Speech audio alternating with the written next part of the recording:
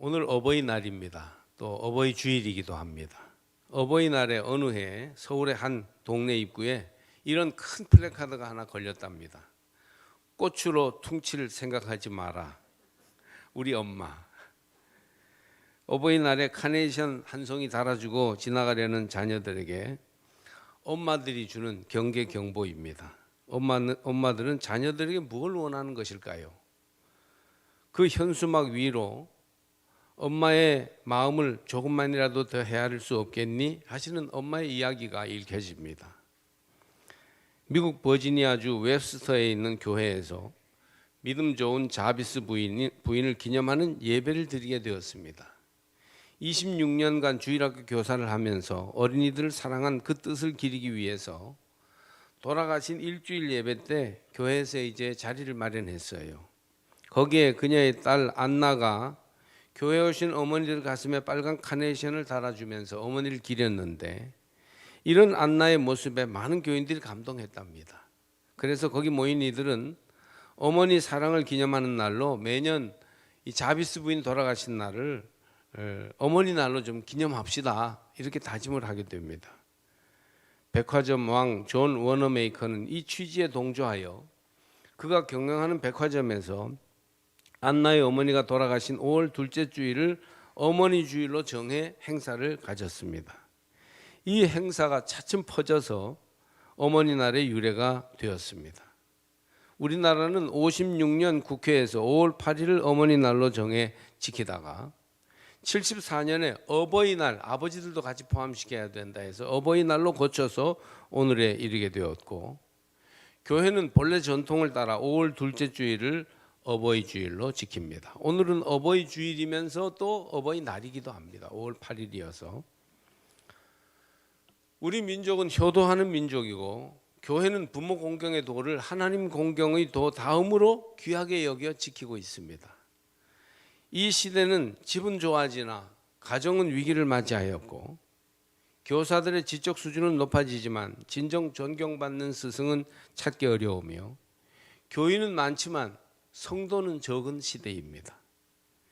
인간다운 삶의 기본 조건은 효도인데 이 효의 도리도 지금 빛이 많이 바래고 말았습니다. 사람이라면 잘 먹고 편하게 살기 전에 먼저 옳은 일을 해야 하는데 성경은 부모에게 순종하는 일이 옳은 일이라고 가르쳐 줍니다.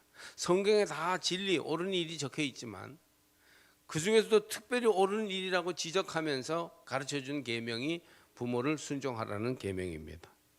자녀들아, 주 안에서 너희 부모에게 순종하라.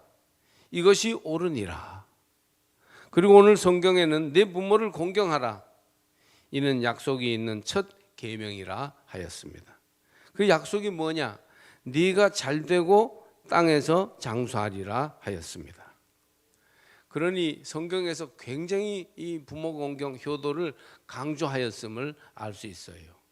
옳다고 하는 것을 적시하였고 거기다가 약속이 있는 축복이 있는 계명으로 알려주셨기 때문에 10계명 가운데에서도 아주 특별한 계명이 부모를 공경하라는 계명입니다. 어떻게 부모를 공경해야 하나요? 저는 몇 가지를 먼저 말씀드리고자 합니다. 첫째, 부모님의 늙음을 이해하십시오. 사람은 누구나 나이 들어 늙어갑니다. 그래서 그냥 무심하게 볼 것이 아니라 그 입장에서 조금 이해할 필요가 있어요. 부모님이 자식에게 너도 이 다음에 늙어봐라 하실 때가 있습니다. 자녀가 부모의 마음을 헤아리지 못했다는 것입니다. 사람은 나이 들면서 자기 나이를 인정하지 않으려는 경향이 있다고 합니다. 연령 거부증이라고 심리학자 프로이드가 그런 말을 했다는군요. 노인들도 일할 수 있고 즐길 수 있어요. 9988234라는 말이 예전에는 99세까지 팔팔하게 살다가 2, 3일 아프다 죽는 것이라고 했는데 요즘은 이것이 새롭게 해석된다는군요. 99세까지 팔팔하게 살다가 23세 먹은 아리따운 이성과 사랑하는 것이라고 합니다. 미쳤다고 할지 모르지만 노인에게도 그런 어떤 똑같은 생명의 욕망이 있다는 그런 얘기 아니겠습니까? 옛날에는 섣달 금음이 되면 경대, 거울을 대보름까지 쌓아두는 관습이 있었습니다. 이는 나이 드신 부모님이 자기 얼굴을 보고 서러우실까 봐 그랬다고 합니다. 그러니 그런 마음, 그런 이해심을 부모를 공경하는 사람들은 가져야 합니다. 둘째로 아주 유치한 얘기인데요. 용돈을 꼭 챙겨드려야 합니다. 우리 사회에서 돈은 생활의 방편으로 중요합니다. 뭐니 해도 머니예요. 출생부터 20세까지는 좋은 부모가 필요하고요. 20세에서 40세까지는 실력과 건강, 멋있는 외모가 있어야 합니다. 40세에서 60세까지는 너그러움과 훌륭한 인격이 있어야 해요. 근데 60세 이후가 되면 여유가 없어지고 이제 계속 신체적으로도 쇠퇴하고 경제적으로도 단절되기 때문에 돈이 그때부터는 있어야 된답니다. 노후의 가장 큰 어려움이 무엇인가라는 질문에 58.7%의 노인이 생활비 조달이라고 답했습니다. 우리나라 사람이 사교적이고 화통하면서도 돈에 관해 솔직하지 못한 편입니다. 좋아하면서도 싫어하는 척합니다. 요즘은 많이 또 달라지기도 했지만 부모가 돈 밝힌다고 비난하지 말고 용돈을 드리세요. 돈 좋아하는 것이 당연합니다. 그 밖에는 의지할 게 없어요. 자식한테는 매일 용돈을 주고 과외비와 학원비를 아끼지 않으면서 부모에게는 뭘 해드리고 있습니까? 자녀들은 정기적으로 의무적으로 할 수 있는 대로 넉넉히 부모님께 드려야 합니다. 물론 이제 있으면 할 수 있죠. 없으면 뭐 어떻게 하겠습니까? 그러나 우리가 부모님을 챙겨드리는 일을 가장 우선되는 과업으로 여기셔야 합니다. 셋째로 부모님을 이용하지 마십시오. 나의 덕이나 수고를 드러내기 위해 부모님 흉을 본다거나 부모님 이름이나 재산을 이용하려 하지 말아야 합니다. 부모님 재산을 의지하거나 이름이나 지위에 기대어 무슨 자리라도 얻어보려는 것은 불효예요. 아들 셋 있는 노모가 며느리를 차리러 보았습니다. 그러나 누구도 어머니를 모시고 살려 하지 않았습니다. 그런데 시어머니 생신에 우연히 어머니가 귀금속 상자 정리하는 것을 며느리들이 보았는데요. 엄청난 금붙이와 다이아몬드를 비롯한 귀금속이 있었어요. 아마 억대가 될 정도의 느낌이 드는 그런 그 금붙이를 가지고 있었습니다. 재산을 이미 분배해 주었으나 폐물은 분배하지 않았던 것입니다. 그러자 며느리들 태도가 싹 달라졌다고 해요. 서로 자기 집에 오시라고 말했고 수시로 반찬을 해 나르고 외식을 시켜드렸으며 심심찮게 용돈도 조금씩 드렸습니다. 어머니는요 말년에 효도를 받았습니다. 몇 년이 지나 어머니가 돌아가셨어요. 자녀들은 내색을 하지 않으면서도 굉장히 기대하고 귀금속을 꺼내서 분배했습니다. 그런데 금은방에 가져가서 돈으로 바꾸려고 했는데 이게 웬일입니까? 모두 가짜였습니다. 아주 그 어머니가 무덤 속에서 고소하다 했을지도 모르겠어요. 넷째로 부모님 말년을 잘 정리해 드려야 합니다. 부모님의 이름을 빛내는 것이 부모 공경이에요.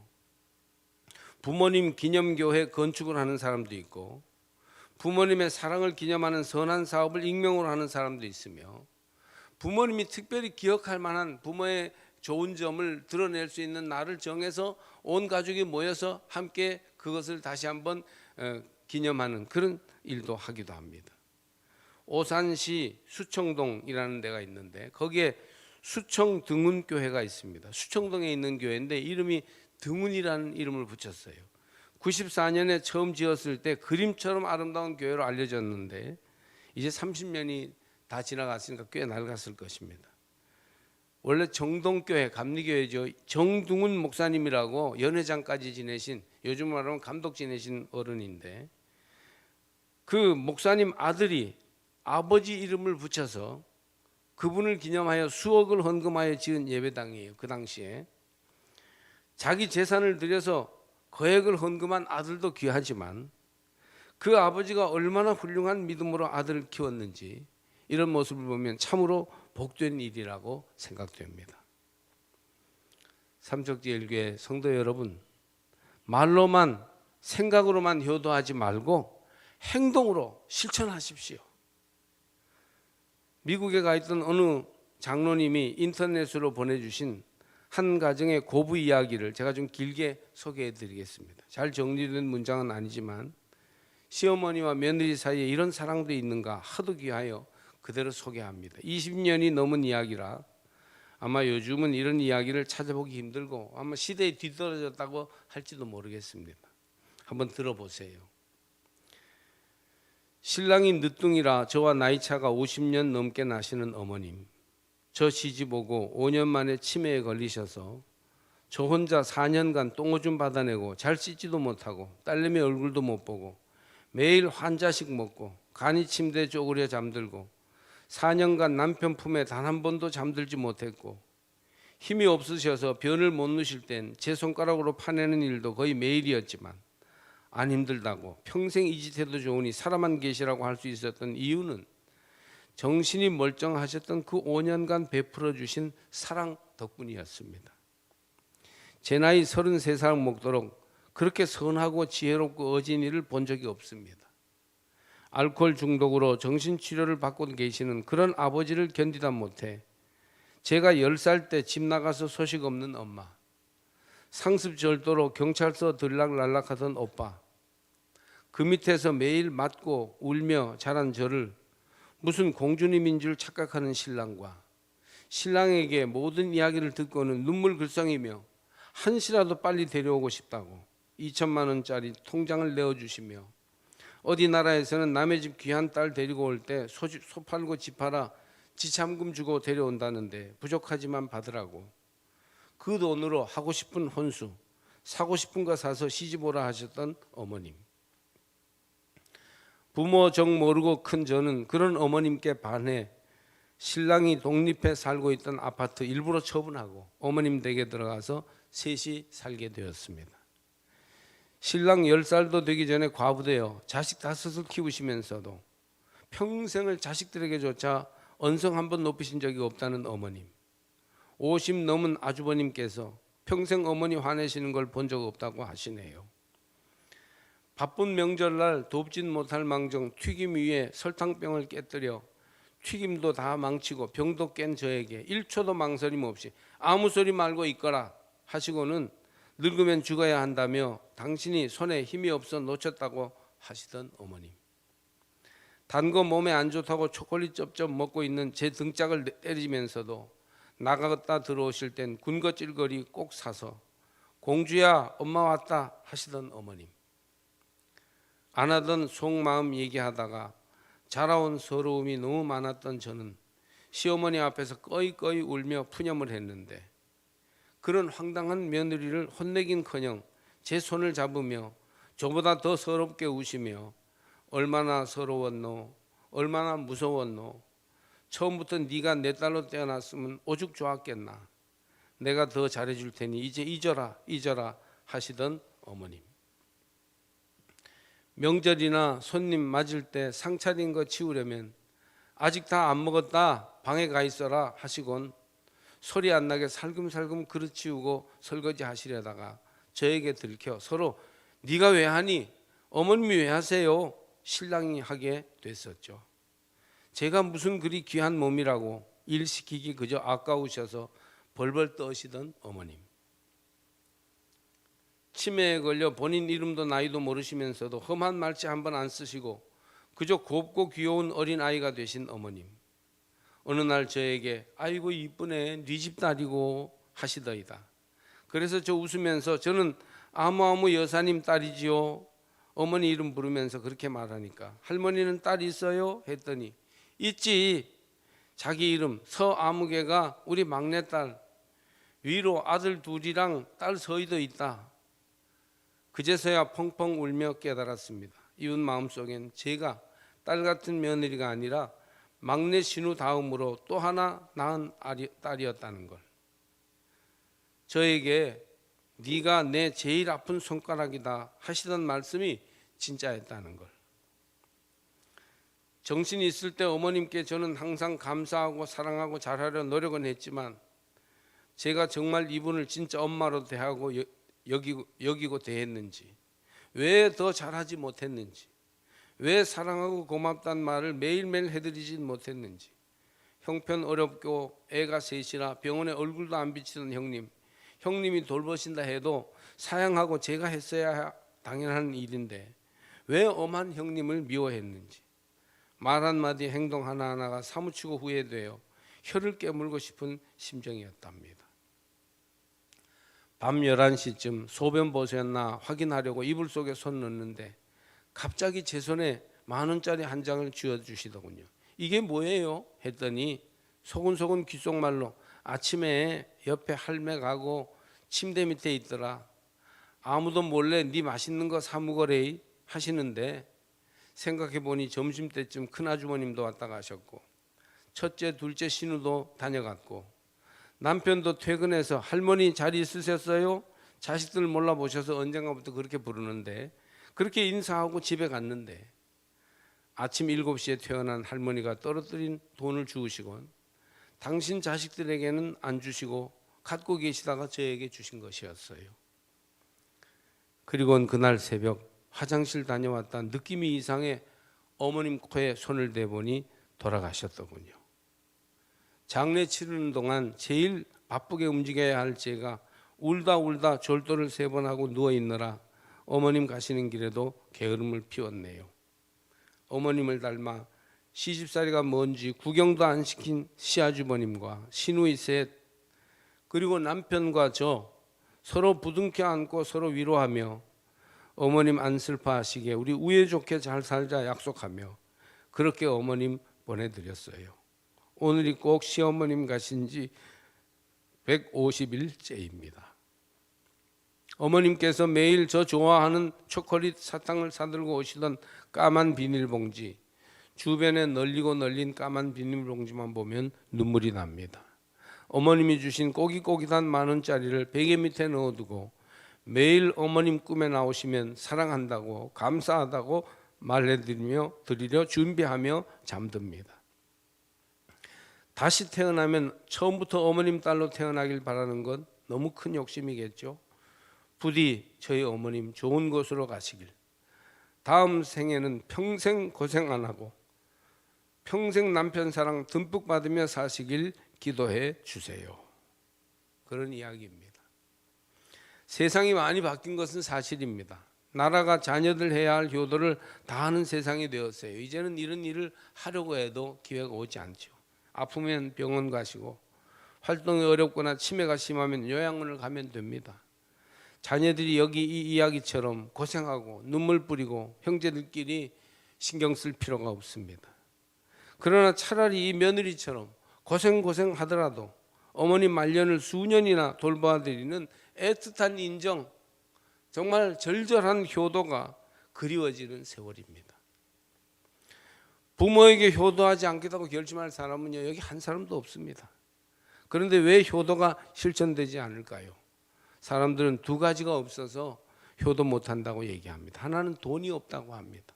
돈만 많으면 부모님 만난 것도 많이 사드리고 여행도 원 없이 보내드리고 호사받게 해드릴 텐데 여유 없는 생활을 하다 보니 어렵다는 것입니다. 또 시간이 없다고 합니다. 시간만 있으면 비록 돈이 없어도 자주 찾아뵙기라도 할 텐데 직장에 시달리고 휴일이 와도 아이들 요구 들어주자면 부모님 찾아뵐 시간을 갖지 못한다는 것입니다. 열심히 벌고 좀 한숨 돌릴만 하면 그때부터 본격적으로 효도해야지 그렇게 말합니다. 그런데 여러분 우리가 왜 부모님을 찾아뵙지 못하고 효도하지 못합니까? 돈이 없어서도 시간이 없어서도 아닙니다. 자신을 위해 또 자기 자식을 위해 먼저 쓰고 그 후에 부모님을 위해 쓰려고 하기 때문에 못합니다. 내 할 일 다 하고 자녀를 위해 해야 할 일 다 한 후에 남은 시간으로 효도하려고 하기 때문입니다. 우선순위가 엉켜 있기 때문에 부모님께 효도할 겨를이 없는 거예요. 효는 우리 삶의 우선순위를 좀 바꿔야 할 수 있습니다. 이 우선순위를 바꾸지 않는 한 대부분의 가정은 효도할 수 없습니다. 한 청년이 결혼한 후에 시골에 홀로 계신 어머님만 남기고 부부가 상경을 했습니다. 서울로 오기 전에 어머님께 약속을 했어요. 혼자 떨고 두고 오니까 너무 미안하기도 하고 안쓰럽기도 해서 어머니 올라가서 살집만 구하면 어머님 모시러 올게요. 어머니는 며칠만 기다리면 아들이 자신을 데리러 올 줄 알았습니다. 그런데 집을 얻어 살림을 차린 다음에 아들은 어머님께 전화를 드렸어요. 어머님, 방을 얻기는 얻었는데 돈이 적어 단칸 월세방을 얻었어요. 신혼인데 어머님과 같은 방에서 살 수는 없잖아요. 열심히 돈 벌어서 2칸짜리 얻으면 모시러 갈게요. 아들은 열심히 벌어서 월세 2칸짜리 방으로 이사를 갔습니다. 아들은 어머님께 또 전화를 드렸습니다. 어머님, 월세 사는 것이 너무 빠듯하네요. 둘이 열심히 벌어서 전세로 옮겨가야 되겠어요. 모두 일하러 가면 어머님 혼자 집에 남아야 되는데 적적하실 테니 시골의 친구들과 함께 살면서 조금만 더 기다려 주세요.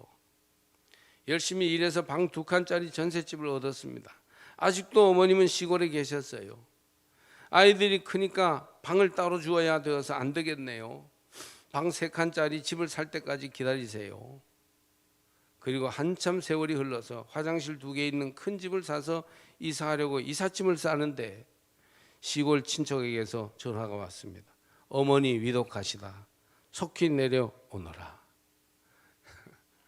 뭐 부모님들이 이렇게 자식들이 빠듯한 거 뻔히 알면서도 뭘 지나치게 요구하는 부모도 없어요. 그런데 대부분은 이런저런 핑계로 결국 못하게 됩니다. 지금 하셔야 합니다. 지금 효도해야 합니다. 여기서 바로 부모 공경을 시작해야 합니다. 내일이면 늦습니다. 효도하려고 하는데 부모가 병들고 늙어 기다려주지 못합니다. 우리도 그렇게 부모를 보내드리고 말았습니다. 저도 그래요. 올해 초에 어머니 보내드리는데 정말 후회가 많이 남습니다. 나라에다가 모든 효도를 맡겨버리고 실질적인 효도를 잃어버린 시대가 되어버린 것은 내일 해야지, 나중에 해야지 하면서 오늘 효도를 미룬 까닭입니다. 부모님께 효도하는 사람에게 형통과 장수가 임한다고 하나님은 약속하셨습니다. 네가 잘되고 땅에서 장수하리라. 인간이 받을 수 있는 가장 실제적인 복이에요. 여러분, 주 안에서 효도합시다. 돈을 좀 손해보고 시간을 좀 빼앗겨도 부모 공경은 잃어버리지 마십시오. 여러분이 효자 효부 다 되시고 여러분 가문에서, 우리 삼척제일교회 가문에서 효자 효녀가 많이 나오기를 주의 이름으로 축복합니다.